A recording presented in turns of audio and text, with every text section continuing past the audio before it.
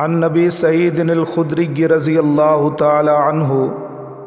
حضرت ابو سعید رضی اللہ تعالی عنہ سے روایت ہے، وہ فرماتے ہیں قال رسول اللہ صلی اللہ علیہ وسلم کہ امام الانبیاء پیغمبر حضرت محمد الرسول اللہ صلی اللہ تعالی علیہ وسلم نے فرمایا، من اکل طیبا، جس شخص نے حلال رزق کھایا، وعمل فی سنت، اور سنت کے مطابق عمل کیا، وامن الناس بوائقہ،